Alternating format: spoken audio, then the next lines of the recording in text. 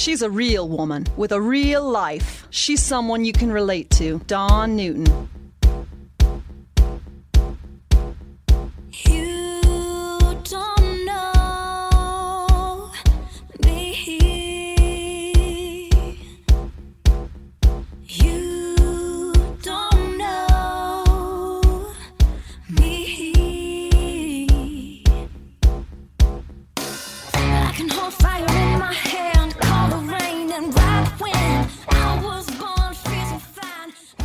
Welcome to the Dawn Newton podcast. I am your host, Dawn Newton. My guest today is acclaimed journalist Mark Follman. He joins me to discuss his book, Trigger Points, Inside the Mission to Stop Mass Shootings in America. 8 years in the making, Trigger Points illuminates a way forward at a time when the failure to prevent mass shootings has never been more costly, and the prospects for stopping them never more promising. Follman examines threat assessment work throughout the country. He goes inside the FBI's elite behavioral analysis unit and immerses in an Oregon school district's innovative violence prevention program, the first such comprehensive system to prioritize helping kids and avoid relying on punitive measures. With its focus squarely on progress, the story delves into consequential tragedies and others averted, revealing the dangers of cultural misunderstandings and media sensationalism along the way. Ultimately, Follman shows how the nation could adopt the techniques of behavioral threat assessment more broadly with powerful potential to save lives. Mark Follman, it's great to talk with you. We're talking today about your book, your new book, Trigger Points, Inside the Mission to Stop Mass Shootings in America. I appreciate you taking the time to talk with us today. Thanks for having me on. I'm glad to be here. Just doing some research on just you, Mark Follman. You are a longtime journalist and national affairs editor for Mother Jones. Since about 2012, I was reading in your bio, you have done various investigations into gun violence and its impact on American society. What drew you to that? What was it that brought your interest to gun violence? Yeah, well, it was a subject in general that I had done reporting on as a journalist over the years. But I became more focused on and interested in investigating the problem of mass shootings in the United States as that problem was seeming to escalate in the early 2010s. And in 2012, which was a particularly awful year for this problem, that was the year that there was the massacre in the movie theater in Aurora, Colorado that summer. And then there were several more through the fall. And then Sandy Hook Elementary, the mass shooting there in Newtown, Connecticut, happened that December. So at that point, I had really become focused on this issue and trying to understand it better. I realized pretty quickly as I was digging into it a couple things. One, there wasn't good data available publicly. Nobody had really produced any kind of comprehensive database or analysis of this particular type of violence. And that was somewhat startling to me because, of course, we've had these for a long time. So the first thing I did was set out to build a database, which I did with Mother Jones, and began to just collect data on these cases going back 30 years in order to analyze them and try to understand better what's going on with them, and learned a number of quite interesting and I think very telling things about the nature of the problem. Well, in looking just my own history with mass shootings, I think my first experience was here locally in Oregon in '98, Kip Kinkle, Thurston High School in Springfield, and when that happened, so that was in 1998, and then 1999 comes Columbine, and then all of the ones, just looking at the historical of mass shootings, the timeline. It's incredibly disturbing. What's making it happen? What is it with the behavior? Because I was thinking,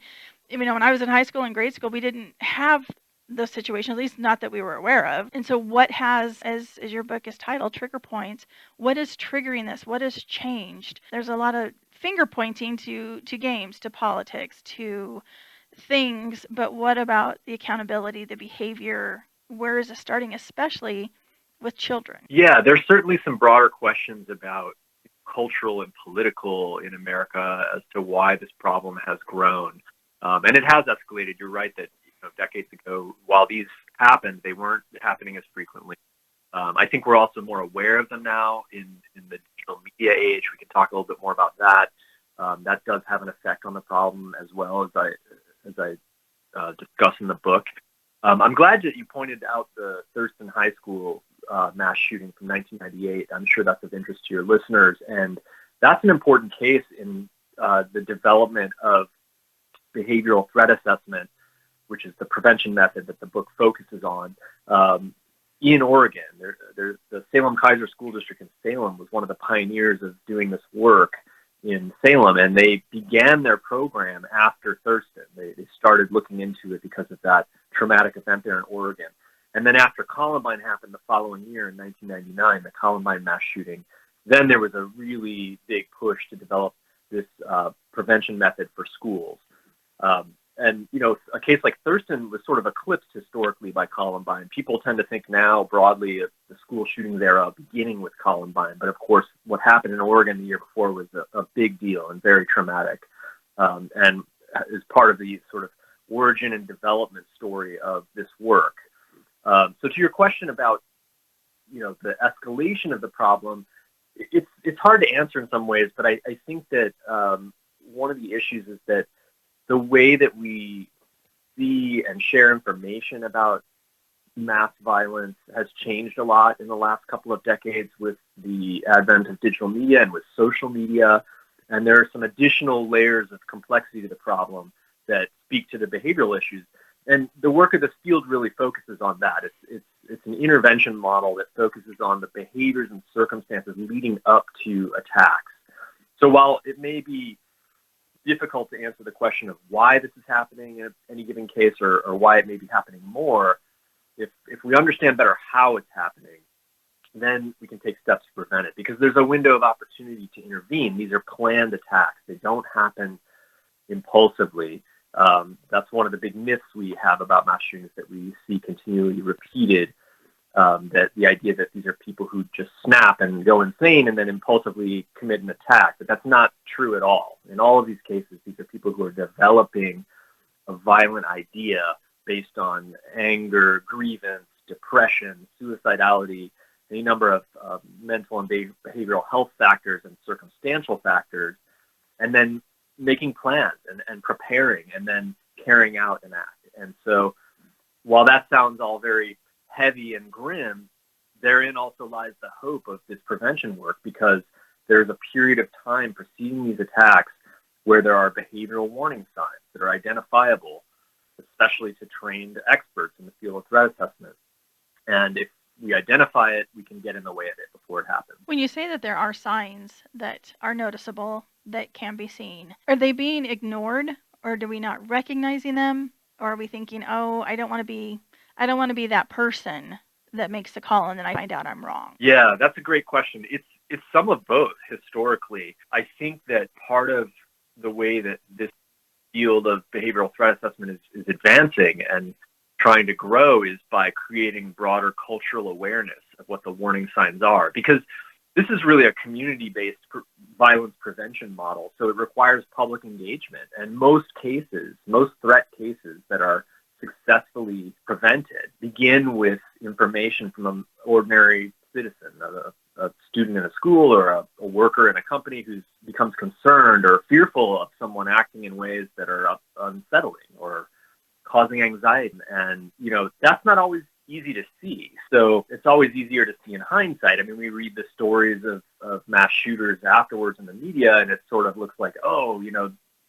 how did people not recognize this is coming? And conversely, we often hear the comments from people who are close to a perpetrator. I never could have imagined he would have done this. He was such a quiet guy, and nobody could have seen this coming. But that's also not true. There are these signs. So to your question, which is a really important one for this work, how do we better notice and identify the warning signs? Part of that is broader awareness. And then also, as you suggest, there are real inhibitors to it too. I think, it's difficult to see a friend, a classmate or a coworker or one's own family member as dangerous, and to then take steps to try to get that person help, to report them to a person in a position of leadership or authority who is able to do that.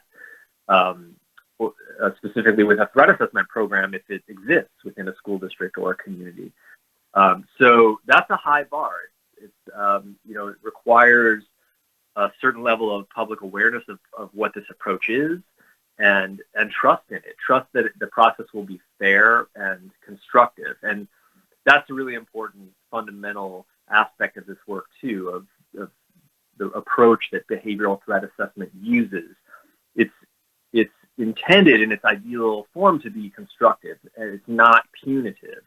There are cases where that's not possible, where you do see threatening subjects subject to arrest and prosecution. But ideally, we're talking about early intervention and constructive intervention that gets people onto a better path, that helps them with the deep problems they're having, that is leading them down this, what the field calls the pathway to violence, to planning and thinking about a violent attack as their way to resolve their problems. And I think that speaks to your question too earlier. What is it about America culturally that makes that something of a valid idea for people, that committing an act of violence like this is somehow a solution to their suffering or rage or despair? It's a troubling question, but I think the reality and sort of practical matter at hand is that we need to understand better that this is what's going on with the people who do this. If we kind of demystify the problem in this way, we're in a position to understand it better and therefore reduce it more effectively. Talk to Mark about the research. You had access to some of the leaders of FBI's elite behavioral analysis unit, top mental health experts. Talk about those resources and how that was navigated when you were writing the book. Yeah, so as I was developing the database work in the early 2010s that I described earlier, I started learning about the existence of this field, which largely goes on sort of behind the scenes and is relatively little known to the general public, even to this day. Back then, it was virtually unknown. And I was very intrigued by the notion that there are dozens, maybe even hundreds of threat cases of potential mass shootings that are being stopped successfully. What is that all about? So I started digging into that and asking around and trying to find my way into it. It took quite some time. As you can imagine, these are sensitive cases and sensitive subject matter, dealing with mental health issues and dealing with law enforcement, particularly with the FBI. They're a national version of this model, but it's also exists locally in many places, and there's partnership going on sometimes between the two. So I was able to, over time, gain access to some of the leaders and pioneers of this field through the work that I had been doing to more deeply document and analyze the problem of mass shootings. In part, I think, because it hadn't been done publicly at all. There was some private research going on within the context of mental health and law enforcement.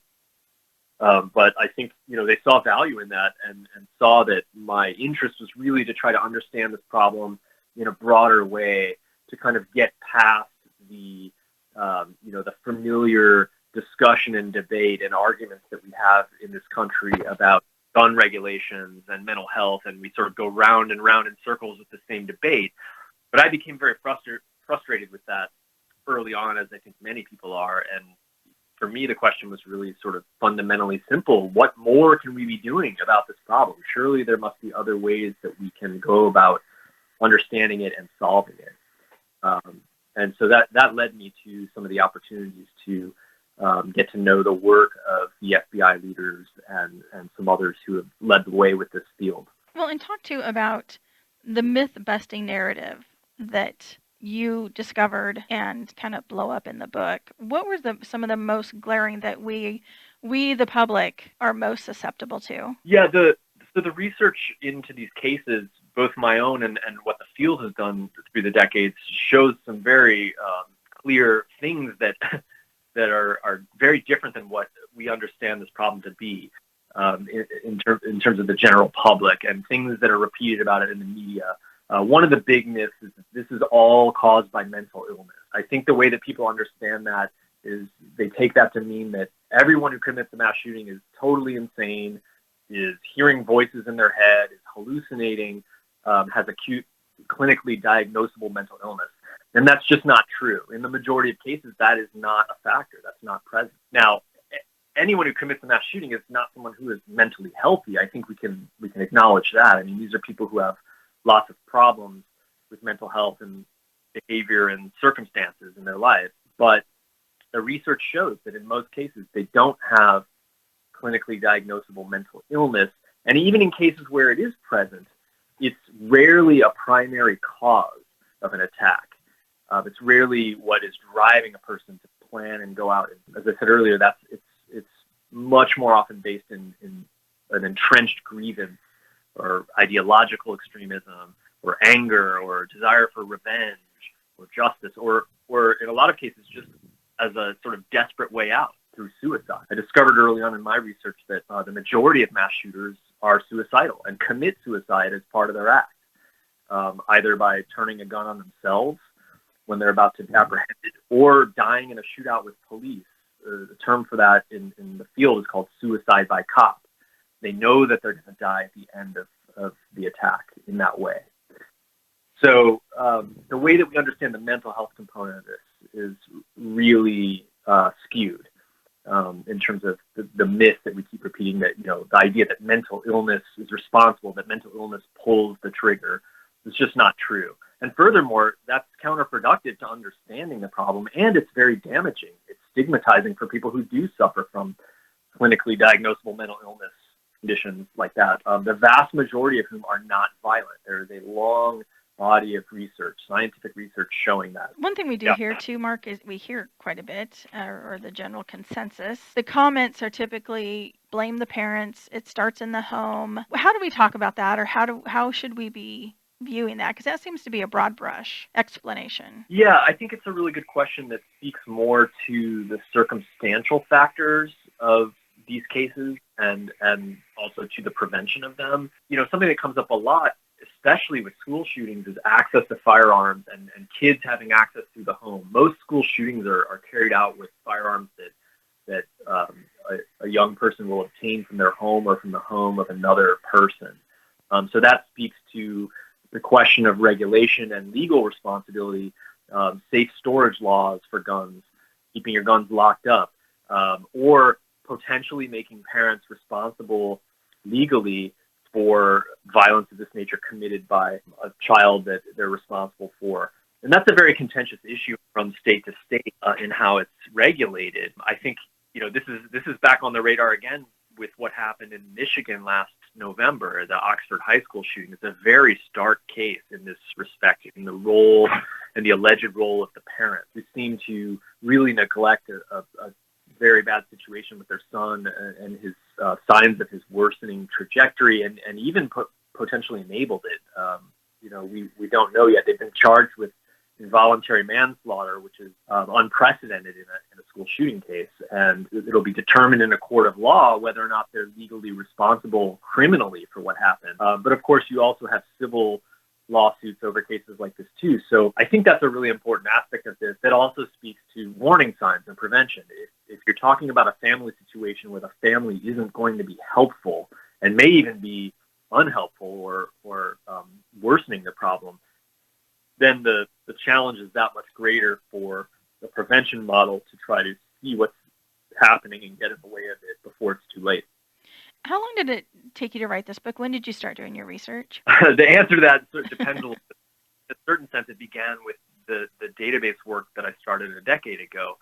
But I learned about behavioral threat assessment in 2013 and began really looking into it then and actively developing the book a little bit after that. So I describe it as spanning 8 years, the process of the book itself, in terms of the reporting and research I was doing as a journalist for Mother Jones, and then developing more into this book project. So during that time, there was continued, unfortunately, more shootings that you experienced while you were doing your research. How many shootings that we are not aware of maybe have been stopped with doing this work?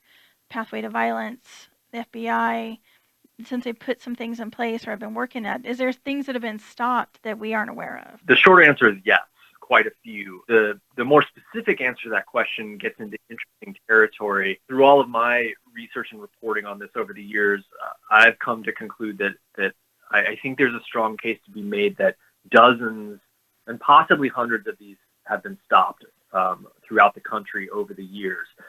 It is tricky to show results because success with this model is essentially proving a negative. The absence of evidence meaning a violent outcome. The absence of a violent outcome is success. It's hard to prove that you've really stopped violence if violence doesn't occur. And yet, there are many cases that I've looked at myself in confidential case files and talked at length about with threat assessment leaders who've handled cases like this, where there's a very clear pathway developing toward a violent attack. We're talking about people who are angry, despairing, suicidal, going through a lot of problems, signaling either implicitly or explicitly through comments or writings that they're planning this, taking steps to prepare for it. In some cases, getting access to weapons, surveilling a target site. Cases where it is pretty clear, about as clear as you can get, that this would have resulted in an attack, but for this kind of intervention. There's a really good analogy one of the leaders in the field likes to use I think, as another way to sort of think about this, which is to compare it to cardiology and the issue of heart attacks and heart disease.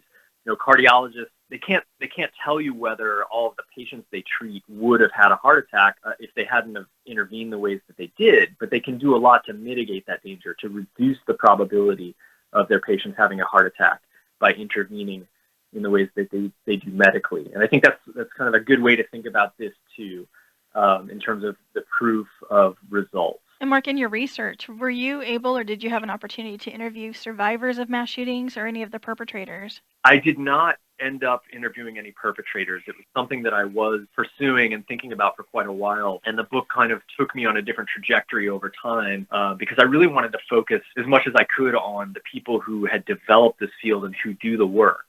It's really quite an interesting group of people and a very diverse group of people. And I have a number of different characters in the book that reflect that. And also because the field's own case literature and deep research has a lot of interviews with perpetrators. And I do use a lot of that in the book. So I didn't really need to go out and recreate that myself, which is quite a complex and time-consuming pursuit, trying to get access to people in prison and so forth. But then also, as you suggest, there are several mass shooting survivors who have gotten involved with this field. Some really extraordinary people with really interesting stories. One who I write about at length in the book is a young woman named Christina Anderson, who was shot and severely wounded in the Virginia Tech mass shooting back in 2007. Really poignant story. I mean, she nearly died. She was in a classroom where 11 of her classmates were murdered, and a teacher survived that, went back to school, recovered, graduated. Just a remarkable story of resiliency. And I got to know Christina through this work. And, the Virginia Tech mass shooting was such an important kind of landmark case in terms of the rise of this problem, but also in terms of the development of research in the field to understand better what led to it. There was a big effort that set off at the federal level and with the FBI specifically to build a bigger threat assessment research and practitioner operation. And Christina Anderson had gotten involved with the field as a public speaker. She was starting to tell her story at threat assessment trainings and trying to help spread awareness of warning signs, as well as focusing on better preparedness and response and recovery when this happens on college campuses. And she was just a remarkable speaker to watch. And I learned a lot from her about issues around this problem from her experience. And then I also had been intending to investigate the Virginia Tech mass shooting more. And I write about it at length in the book because there's more to that case that the public has not known about, that tells us more about what led up to the attack and how it could have been prevented. And Christina was also very interested in that too. We ended up doing some of that work together. We were able to go to Library of Virginia in Richmond and dig into an archive of materials around the case investigation that had been sealed for a decade. And they were unsealed in the late 2010s, and we were able to go there and dig into them and learn more about the case. So that really added a lot to the book, and it's just a really remarkable story that was a real privilege for me to be able to tell. Well, the work is, it's fascinating. Peeling back those layers, and that's what I would encourage readers, listeners, all of us to do, is to be more curious about this and, not necessarily just stay tuned to the sound bites that we see, because as you said, to Virginia Tech, there's much more to that we aren't aware of. And I hope that we get curious about those things that we aren't being made aware of. And I should add, that's also true about the Thurston High School mass shooting back in 1998. And I do write about that case at length in the book, too, in the context of the Salem-Kaiser program, which also has a couple of big chapters in the book, how their program works. So I encourage all of your listeners there in Oregon to check it out, because there's a lot in the book that is specific to Oregon that I think they may find quite illuminating. And as you suggest, it's really about demystifying this problem. We dismiss it as this like senseless tragedy that we can't explain and can't really do anything about, and that's just not true. We can make sense of it, and that's what I've really tried to do with this book. Well, the book is Trigger Points: Inside the Mission to Stop Mass Shootings in America. Mark Follman, where can we find the book and learn more about you and your work? The book is available online. Trigger Points. It's HC from HarperCollins, hc.com/triggerpoints. You can just Google my name and Trigger Points and you'll find it. It's available from all the booksellers, so whichever people prefer to use, Amazon, Barnes & Noble, Books A Million, so on and so forth. And hopefully at your local bookstores as well. And I'm on Twitter at Mark Follman, one word, at Mark Follman. That's where I'm most active on social media and posting updates about the book and other issues that I follow. Again, I appreciate this time in this work. It's fascinating, and it really is, in my opinion, a must-read if we want to start looking at what's going on in our world today, peeling back those layers, and that we can make a difference and we can impact what's happening. Thank you so much. It's great to talk with you.